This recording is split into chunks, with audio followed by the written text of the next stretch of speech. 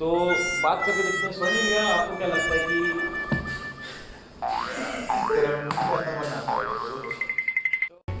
Hello friends, welcome to Majju moto mods. और आज हम बात करने वाले हैं ईवीज के ऊपर, बेसिकली कार्स के ऊपर और इलेक्ट्रिक कार्स के ऊपर और इलेक्ट्रिक टू व्हीलर्स के बारे में हम कभी और बात करेंगे।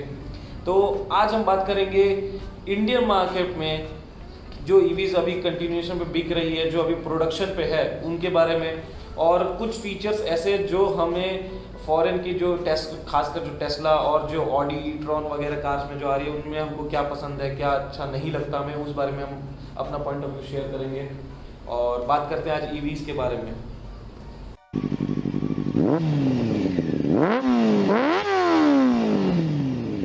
तो दोस्तों, जो इंडियन मार्केट में करंट डेट पे प्रोडक्शन पे जो कार्स है, उसमें उसकी कुछ डिटेल्स हम आपको बताएंगे, जिसमें टाटा की तरफ से ईवी जो है वो है नेक्सॉन, और टाटा की एक दूसरी और भी कार है टिगोर, और बहुत जल्द आई थिंक टाटा अल्ट्रॉस भी शायद लॉन्च होने वाला है 1-2 साल के अंदर।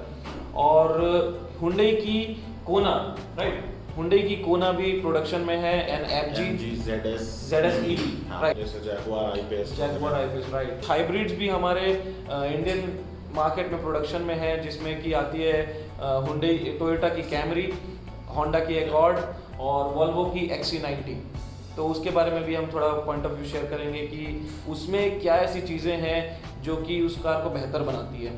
तो आइए बात करते हैं आज ईवीज़ के बारे में, और पहले ये डिस्कस करते हैं कि ईवीज़ में हम तीनों को क्या ऐसी चीज़ें हैं जो पसंद आती है। बेसिकली हम ईवी को अगर कंसीडर करें तो सबसे पहला चीज़ दिमाग में क्या आता है कि हम ईवी को क्यों कंसीडर करें। मॉर्निंग पे आपको ईवीज में क्या सबसे ज़्यादा पसंद है जिसके कारण से आप उसको कंसीडर करना चाहोगे?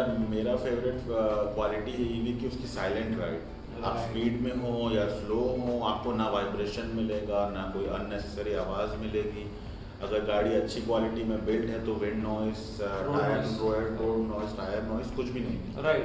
इंजन नॉइस तो सबसे बड़ी बात, राइड क्वालिटी इंप्रूव हो जाती है उससे। बिल्कुल, राइट। और लॉन्ग जर्नी में कंफर्टेबल हो जाएगी। हाँ, बिल्कुल। और सोनू? फ्यूचरिस्टिक है, सिंपल डिजाइन, राइट। और आजकल की जो ईवीज आ रही है, जो कि किसी पेट्रोल गैस डीजल कार पे बेस्ड नहीं है, जो प्योर ईवीज जो हैं, उसके डिजाइन सच में बहुत क्लीन, सिंपल और फ्यूचरिस्टिक होता है। फीचर्स हैं भी लेकिन ज़्यादा फ्लैशी नहीं है, राइट। जैसे अगर हम बात करें जैसे किया सोनेट की, किया सोनेट की, तो वो सिंपल सा कार है, छोटा सा कार है, लेकिन अंदर इतना कुछ चल रहा होता है, मतलब काफी कंजेस्टेड, हाँ, कंजेस्टेड हो जाता है, तो उस हिसाब से काफी क्लीन लुक रहता है, राइट। तेरा क्या है ऐसा जिसके कारण तू ईवी को कंसीडर करता है?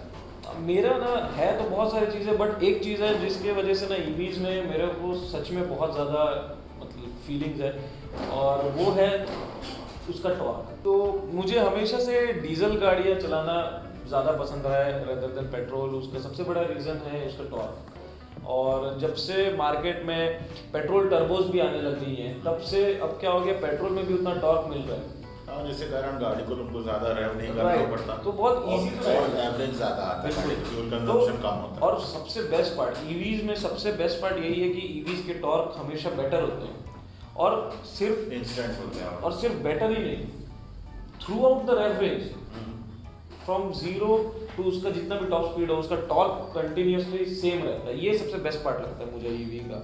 तो दोस्तों, तारीफें तो ऐसी है कि ईवीज के बारे में हम सबको कुछ ना कुछ चीज़ें पसंद है, आपको भी कुछ ना कुछ चीज़ें पसंद होगी, और मैं चाहता हूँ कि आप कमेंट करके ज़रूर बताएं कि ईवीज में सबसे अच्छी चीज़ें आपको क्या लगती है, तो हम ट्राई करेंगे उसे अगले वीडियो में डालने का। और उसका एक प्लस पॉइंट और है, मेरे को लगता है अपने को ऐड करना चाहिए, जो है कि उसका रनिंग कॉस्ट। हाँ, तो जो ईवीज को लेके हम सबको जो टेंशन बना रहता है कि हम यार ईवी ले या नहीं ले, बहुत सारी चीज़ें दिमाग में चलते रहती है, तो हम ट्राई करते हैं कॉमन आदमी, एक मिडिल क्लास फैमिली में क्या सबसे ज़्यादा उसके इश्यूज हैं जिसके वजह से हम ईवीज आज के डेट पे नहीं खरीद रहे हैं।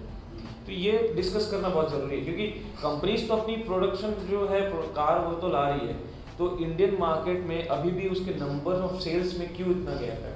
एग्जैक्टली, अभी भी जिस स्पीड से सेल्स होनी चाहिए उतनी नहीं हो रही। यूट्यूबर्स उसको प्रेस कर रहे हैं, हम जैसे लोग उसको प्रेस कर रहे हैं, लेकिन नंबर्स में नहीं है वो गाड़ी, तो क्यों नहीं है ये आज हम बात करने की कोशिश करते हैं और जानने की कोशिश करते हैं कि क्या एक्चुअल में मिडिल क्लास फैमिलीज सफ़र करती है, जो सोचते हैं कि कार अगर ले रहे हैं तो किस मेंटालिटी से लेते हैं और क्यों उसमें ईवी कंसीडर नहीं कर रहे हैं। तो सबसे पहले बेसिकली हम यहाँ तीनों का पॉइंट ऑफ व्यू जानना चाहते हैं। तो सोनू के हिसाब से क्या लगता है कि आज ईवी ना लेने का सबसे बड़ा कारण क्या है?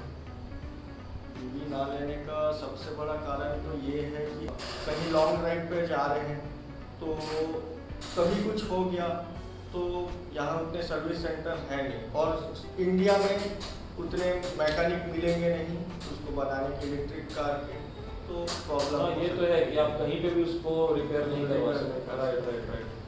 तो कुछ इशू हो जाता है, कुछ मैकेनिकल ब्रेकडाउन, कुछ हाँ। एक्सीडेंट, हाँ, तो केस में हम मतलब गाड़ी खड़ी हो जाएगी, गाड़ी फंस खड़ी हो सकते जाएगी, हैं। Right, right. और वहीं डीजल पेट्रोल कार है तो कोई रोड साइड मैकेनिक भी इतना कर सकता है कि एटलीस्ट आप घर तक पहुंच जाओ, राइट, या फिर आप गैरेज तक के पहुंच जाओ।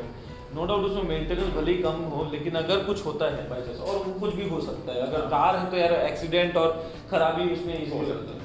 तो अगर नहीं, आजकल उसमें कंपनियां देती है आरएसए वगैरह, लेकिन कौन चाहेगा कि हमारी गाड़ी राइट, खराब हो राइट, रास्ते राइट, में दो घंटा और हम वेट फंसे, करना पड़े। फैमिली के साथ सफर करते हैं। आरएसए फीचर होने के बावजूद आरएसए कोई लेना चाहता नहीं, क्योंकि वो यही नहीं चाहता ना उसकी गाड़ी खराब हो। बिल्कुल। तो स्वर्णिम भैया, आपको क्या लगता है कि ईवीज में अभी क्या ऐसी चीज़ों की कमी है जिस वजह से अभी मिडिल क्लास यार मेरे लिए सबसे बड़ी प्रॉब्लम है एक होती है रेंज एंजाइटी लोगों को। राइट। फॉर एग्जांपल जैसे मुझे 500 किलोमीटर चला के जाना है, अगर मैं मुझे वो प्री प्लान किया हुआ ट्रिप है तो मैं गाड़ी को चार्ज पे लगाऊंगा, फिर गाड़ी चार्ज होगी, फिर मैं लेके जाऊँगा। ऑल ऑफ ए सडन अगर मुझे 500 के बदले 600 किलोमीटर जाना पड़े तो मुझे आधे घंटा 1 घंटा रुक के गाड़ी को चार्ज करना पड़ेगा। कभी ऐसा हुआ जैसे मान लीजिए कहीं आपको 50 किलोमीटर ही जाना है, आप कहीं आए हैं, आप गाड़ी को चार्ज करना भूल गए, आप टायर्ड हो या कुछ भी रीज़न, पावर कट होते हैं हमारे इंडिया में, तो पावर कट हो गया किसी कारण से आप चार्ज नहीं कर पाए तो आप फंस जाएंगे। राइट। और अगर आप घर पे हैं तो चलिए ठीक है, आप कहीं गए हैं वहाँ पे आप चार्ज करना भूल जाते हैं या चार्ज नहीं हो पाता है या कुछ भी रीज़न हो तो आप उसमें फंस सकते हैं। हाँ, और फिर से चार्जिंग टाइम भी जैसा सोनू ने कहा कि चार्जिंग टाइम ऐसा है कि ज़रूरी नहीं है कि आप कहीं जा रहे हो तो आपको 1 घंटा आधा घंटा रुक के चार्ज करने का टाइम हो, वहीं पर आप पेट्रोल या डीजल में गाड़ी में है हार्डली 5 मिनट लगती है। और चार्जिंग टाइम अगर फास्ट चार्जिंग स्टेशन है तो हाँ। एक दो घंटे की बात है, नहीं अगर नॉर्मल तो चार्जर घर पे है है तो वो 1 घंटे में ज़्यादा कुछ चार्ज होना नहीं है। एग्जैक्टली।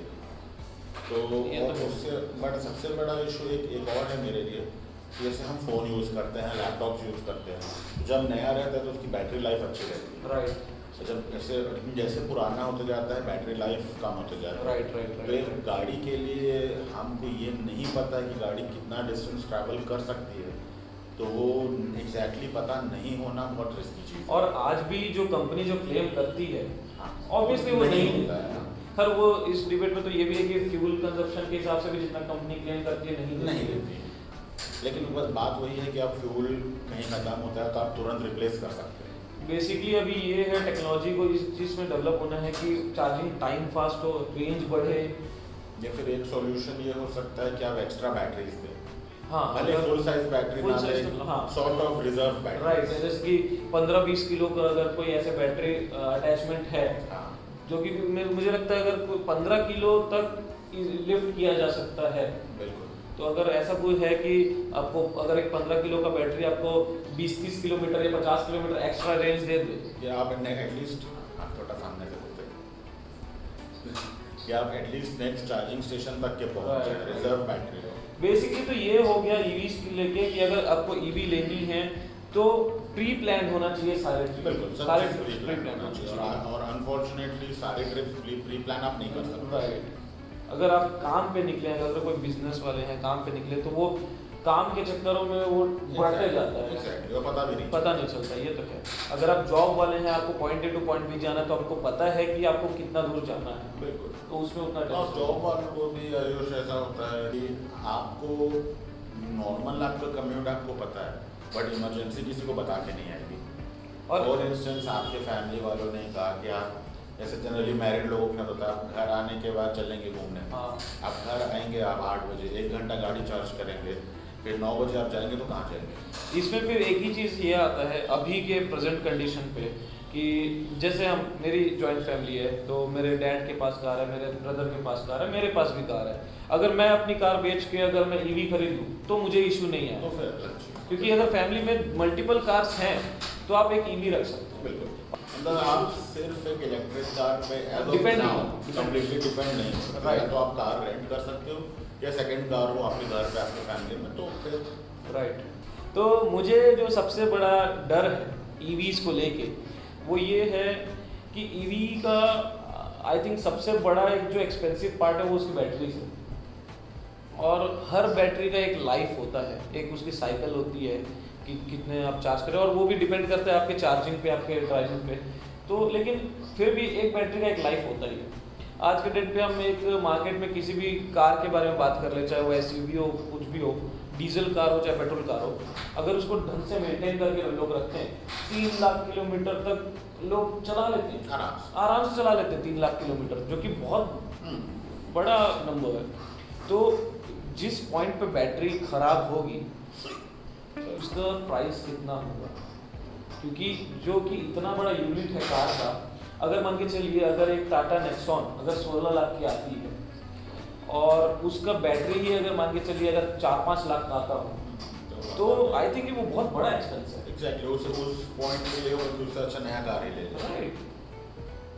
मतलब अगर आज के डेट पे अगर एक petrol engine diesel engine car ले लें, अगर उसका कार के इंजन में भी कुछ प्रॉब्लम आ जाता है तो भी उससे कम में बच जाता है ऑब्वियसली। तो ये एक सबसे बड़ा डर है जो मुझे, जो बैटरीज की कॉस्ट क्या होगी और उसकी लाइफ कितनी होगी। ये नो डाउट जैसे टाटा ने वो टाटा वारंटी देती है और बाकी कंपनीज भी वारंटी देती है, तो मुझे ये लगता है अगर मान के चलिए किसी टाइम वारंटी अगर कम है, जैसे अगर 5 साल होगी वारंटी, तो 5 साल के बाद क्या होगा, क्योंकि गाड़ी की लाइफ 5 साल नहीं होती है, 5 साल पुरानी तो हम सेकंड हैंड कार भी खरीद के चला लेते हैं। हाँ 10-12 साल तो एटलीस्ट गाड़ियाँ चलती हैं एटलीस्ट यूजुअली।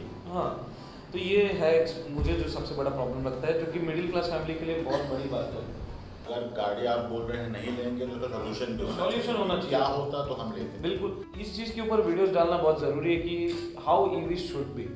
तो इस चीज़ के ऊपर हम बात करते हैं कि जानते हैं तीनों के पर्सपेक्टिव में कि कैसी होनी चाहिए एक्चुअल में ईवीज का, मतलब क्या चीज़ें उसमें बेटर हो सकती है और क्या चीज़ें ऐड हो सकती है। सबसे पहली चीज़ तो ये है कि चार्जिंग टाइम जल्द से जल्द हो जाए। जैसे आजकल के फ़ोन पहले चार्जिंग होने के लिए 2 से 3 घंटा लगा के आराम से जाना पड़ता था, और आजकल 15-20 ज़्यादा से ज़्यादा 30 आधे घंटे में ऑलमोस्ट बहुत चार्ज हो जाता है। 0 to 100 वैसे कुछ हो तो अच्छा हो जाएगा।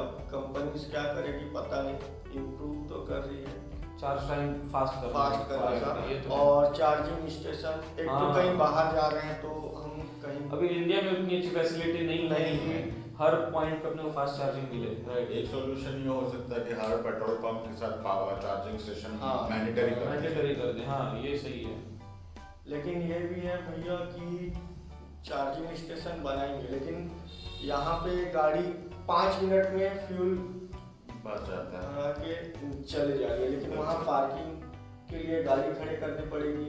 हाँ।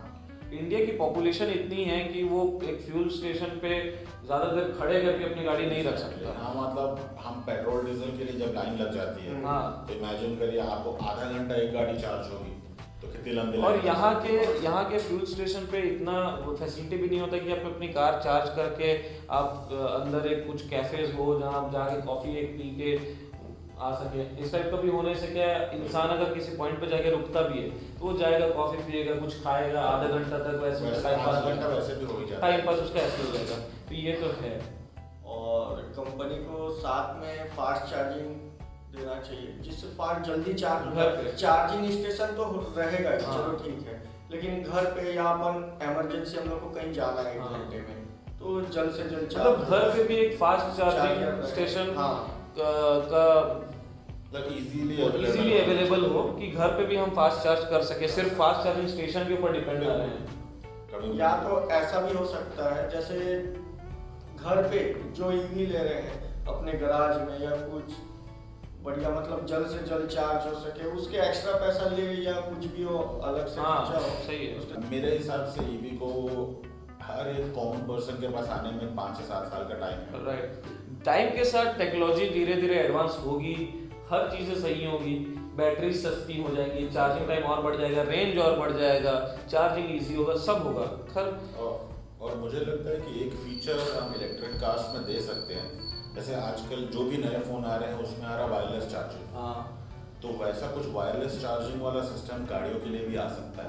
लेकिन इससे एक फायदा और है भैया, जैसे मानो हम गैराज में गाड़ी रखते हैं अपन घर पे, तो नीचे लगा दिए वो आए, सीधी गाड़ी लाके खड़े कर दी है, चार्जिंग होते रहेगी, फुल चार्ज होने के बाद कट ऑफ हो जाएगा, फिर निकाल फिर लाके रख दिए। इससे जो रेंज एंग्जाइटी है वाली चीज़ भी काफ़ी हद तक भूलेगा नहीं आदमी। एग्जैक्टली। तो मुझे ये लगता है सबसे पहले तो कमर्शियल गाड़ियों में ईवी आनी चाहिए, क्योंकि मुझे ऐसा लगता है कि अगर हम कंसीडर करें एक ट्रक है ना, आज हम बैटरी ईवी के बारे में बात करते हैं तो हम रेंज एंजाइटी की बात करते हैं, लेकिन अगर हम ये कंसीडर करें कि बैटरीज हैवी होती हैं, राइट, तो अगर ट्रक्स होते हैं जैसे 10 चक्का 12 चक्का 14 चक्का ट्रक होता है तो उसका लोड कैपेसिटी ऑलरेडी 20-30 टन के होते हैं। अगर 2-3 टन की भी बैटरी डाल दें उस गाड़ी में तो उसका रेंज ऑलरेडी एक तो अच्छा हो जाएगा, मतलब काफ़ी बड़ा बैटरी डाल सकते हैं, और उसमें स्पेस भी होता है क्योंकि जो चेसी होता है उसमें बहुत जगह होता है, और उसमें अगर 2-3 टन का अगर बैटरी आता भी है तो भी लोड कैपेसिटी में हो सकता है चलो 2-3 टन कम आए, लेकिन कितना पोल्यूशन बचेगा और कॉस्ट एफिशिएंसी भी और बचेगा। आज के डेट पे अगर डीजल का प्राइस बढ़ता है तो हर चीज़ का प्राइस बढ़ता है, क्योंकि ट्रांसपोर्टेशन हर चीज़ लगभग डीजल से ही हो रहा है। तो अगर डीजल का प्राइस बढ़ता है तो हर चीज़ों का प्राइस बढ़ता है, और अगर डीजल ही कंजप्शन ही कम हो जाएगा, लोग ईवी चलाने लगेंगे तो सब चीज़ों का प्राइस कम होगा। कमर्शियल गाड़ियाँ सबसे पहले वो होनी चाहिए, क्योंकि ये ट्रक्स और कमर्शियल गाड़ी की फ्यूल एफिशिएंसी भी ज़्यादा होती नहीं है। तो उस हिसाब से अगर वो ईवीज हों, और इसमें बेनिफिट भी है ना कि हम जानते हैं कि ईवी टॉर्की होता है, अगर ईवी टॉर्की होता है, सबसे ज़्यादा टॉर्क की ज़रूरत ही कमर्शियल गाड़ियों में है, उसमें बीएचपी तो बहुत कम होता है, टॉर्क ही ज़्यादा होता है। अब मेरे पॉइंट ऑफ व्यू से अगर देखें तो मेरे हिसाब से एक हमारे जैसा नॉर्मल कंज्यूमर अभी इलेक्ट्रिक व्हीकल के लिए रेडी नहीं है। मेरे हिसाब से फर्स्ट स्टेप होना चाहिए हाइब्रिड व्हीकल, राइट, या विद पेट्रोल एंड इलेक्ट्रिसिटी, जिससे कि आपको पावर भी मिलेगा, आपको जैसे छोटू तूने कहा कि इलेक्ट्रिक व्हीकल्स का इंस्टेंट टॉर्क भी मिलेगा, फ्यूल और पेट्रोल के कारण हाई स्पीड भी मिल जाएगी, ईज ऑफ यूज भी मिलेगा, फ्यूल एफिशिएंसी भी काफ़ी बढ़ जाएगी। फ्यूल एफिशिएंसी काफ़ी बढ़ जाती है जी। और चार्ज करने का वो इशू नहीं है ना, इशू नहीं, खत्म। इन केस अगर आप किसी कारण चार्ज ना भी कर पाए तो आप फंसेंगे नहीं। हाँ, इंजन ही इतना पावर प्रोड्यूस कर देगा कि वो इलेक्ट्रिक मोटर्स को पावर दे सके। आज की डेट में हाइब्रिड टेक्नोलॉजी के कारण बड़ी बड़ी हाई परफॉर्मेंस सुपर कार्स की अच्छा खासा फ्यूल एफिशिएंसी दे रही है। लाइक फरारी, हाँ, फरारी मतलब क्लेम करता है अबाउट 19 किलोमीटर पर लीटर। 19 किलोमीटर पर लीटर एक फरारी, और उसका हॉर्स पावर 996 हॉर्स पावर की गाड़ी अगर 19 का माइलेज दे सकती है तो कुछ भी हो सकता है। तो हम जो नॉर्मल गाड़ियाँ यूज़ करते हैं वो तो इजीली 30 और प्लस ऑलरेडी जो प्रोडक्शन में है अभी, जैसे कि हम अगर बात करते हैं वॉल्वो XC90, उस गाड़ी में पावर के साथ साथ काफ़ी अच्छा हॉर्स पावर है, काफ़ी अच्छा टॉर्क है, उसके बावजूद वो गाड़ी 30-40 इजीली कैमरी अगर आप क्रूज कर रहे हैं कैमरे में 27 to 35 तो कैमरी दे देती है, एकॉर्ड भी है। तो इससे क्या होगा कि जो एवरेज कंज्यूमर है वो इलेक्ट्रिसिटी की तरफ ग्रेजुअली मूव होगा। राइट, आप एकदम आप ये कर देंगे कि सिर्फ इलेक्ट्रिसिटी ही मिलेगा, तो काफ़ी सारे लोग उसमें जाने के लिए डरते हैं। अभी अगर जैसे एक ऑप्शन आ जाए कि मान के चलिए मेरे पास सियाज है, तो सियाज में अगर ये ऑप्शन आ जाए कि आपको 1 लीटर इंजन देंगे, ठीक है, भले टर्बो भी ना हो, नेचुरली एस्पिरेटेड 1 लीटर इंजन हो, 60 bhp हो, अगर उसके साथ अगर 1-2 मोटर कनेक्ट कर दें और वो कुल मिला के कि अगर 100-150 हॉर्स पावर जनरेट कर दें तो क्यों नहीं लेंगे कोई? नो डाउट अभी भी उसका फ्यूल एफिशिएंसी 20 प्लस देता है, अगर तो तब कितना देगा? 40 प्लस हो जाए। अगर 40 तक देता है तो आदमी क्यों नहीं लेगा? हो सकता है, चलिए जो जब नए में हम खरीद रहे हो, अगर डीजल कार अभी तो कर बंद हो गई है, मान के लिए डीजल कार अगर वो 11 लाख की होगी और ये 2-2.5 लाख रुपए एक्स्ट्रा होगा, लेकिन हम फ्यूल में कितना ऊंचा लेंगे, माइलेज डबल हो जाएगा। अगर आप ज़्यादा ड्राइव करते हो तब शायद 1 या 2 साल में उससे ज़्यादा की सेविंग ज़्यादा कमाएंगे। तो अगर एक कस्टमर अगर 20,000 किलोमीटर साल का चलाता है, जो कि ज़्यादा भी नहीं है और कम भी नहीं है, तो वो माइलेज बढ़ने की वजह से साल में लगभग 1 लाख रुपए का डीजल बचा लेगा। एग्जैक्टली। और अगर वो 2 या 2.5 लाख एक्स्ट्रा की अगर मिल रही होगी, 1 साल में ही 1 लाख रिकवर कर ले रहे तो अब तो 2 साल में 2-3 साल में उसका पैसा आपको वापस आ जाएगा। और उसके बाद आपकी सेविंग्स, लॉन्ग रन में सेविंग्स, लॉन्ग रन में भी सेविंग्स, आपके पेट्रोल इंजन पे भी कम प्रेशर पड़ेगा। तो हाइब्रिड तो एक सॉल्यूशन है, और सॉल्यूशन सिर्फ हाइब्रिड्स का नहीं, अगर इंसान हाइब्रिड लेगा तो धीरे धीरे उसको ईवीज की तरफ उसका यूज टू होने लगेगा। ये तो दोस्तों आज रैप अप करते हैं इस टॉपिक पे, ईवीज के बारे में आज इतना ही।